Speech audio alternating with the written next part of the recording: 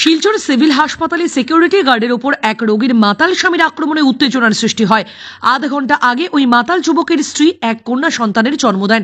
এরপর সে তার স্ত্রীকে বেডের মধ্যে ভালোভাবে কম্বল গায়ে দিয়ে বাইরে চলে যায়। কিছুক্ষণ পর নেশাগ্রস্ত হয়ে অশ্লীল গালিগালাজ করে হাসপাতালের ভিতর প্রবেশ করে। সেই সময় হাসপাতালের রুমের ভিতরে প্রবেশ করার চেষ্টা করলে নাইট ডিউটিতে থাকা ওই সিকিউরিটি গার্ড তাকে বাধা দেন। প্রথমে কয়েকবার তাকে বুঝিয়ে বাড়ি পাঠানোর চেষ্টা করেন সিকিউরিটি গার্ড, কিন্তু রোগীর মাতাল স্বামী গার্ডদেরকে অশ্লীল গালিগালাজ করে এবং মোবাইল নেওয়ার বাহানায় প্রসূতি বিভাগে প্রবেশ করে। সেই সময় তার সঙ্গে থাকা ব্যাগে তল্লাশি চালিয়ে সিকিউরিটি গার্ডরা গাঁজা সহ নেশা জাতীয় সামগ্রী উদ্ধার করেন।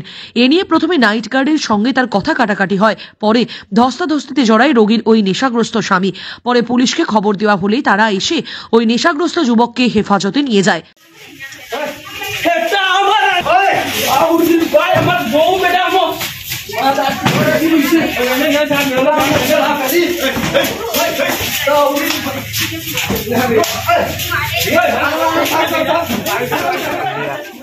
আইসে সুন্দরভাবে ওদের গেছে, ওদের গাড়ি চলে যার কিছু গাড়িতে আসেন দেখলি গাড়ি বা খুব বাজে বাজে মতো গাড়ি যার অনেক গেছে, অনেক যাও আমরা লেবার রুম অত লেবার রুম পর্যন্ত আদত গেছে, অন্য গাড়ি লেগেছে আমরা অত দোষী না।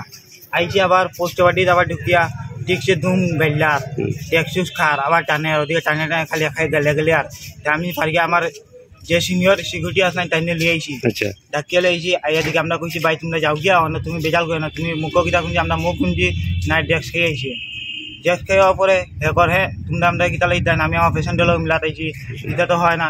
তেও না গাল্লা গাল্লি করে ধুম করে আমরা মারছো, ওদিকে আরো মারামারি করছে, সিকিউরিটি ড্রেস এসেছে এর মধ্যে আইয়া এখন পুলিশে লিয়া গেল। আমি তো আমার ইমার্জেন্সিতে ডিউটি আসলাম, আমি আমার ইমার্জেন্সিতে বুয়াত আসলাম, তখন আমার ওই বাড়িটা গেছে, তারা আমার পিছনে আইছে, আমার জুনিয়র তারা, আমি তারা সিনিয়র। তখন আমার কাছে ভাই ওরকম একটা ড্রাগস খাইয়া ঢুকছে এখানে। আমি যখন লগে লগে আইসি এখানে আওয়ার পরে দেখছি তো অন্য পেশেন্টের গালাগালি করে, পেশেন্টের বেডের মধ্যেও লাত্তালাত্তি করছে। তখন গিয়ে তারা আমরা কইছি দাদা তুমি ঠিক আছে, তোমার পেশেন্ট দেখাতাইছো, তুমি শান্তি শৃঙ্খলা ভাবে দেখো। এই কথা না শুনিয়া হে উঠে তোমরা সিকিউরিটি খেয়ে কইয়া বেজান বাজে বেলা বকাবকি করছে। তারপরে দেখি আমরা তারে এখানে গেটের বাইরে বাইরে করছি, হে কিন্তু আমরা গেটে উঠে করিয়া লাত্তে উঠিয়া তারপরে আমরার উপরে অ্যারেস্টমেন্ট করছে।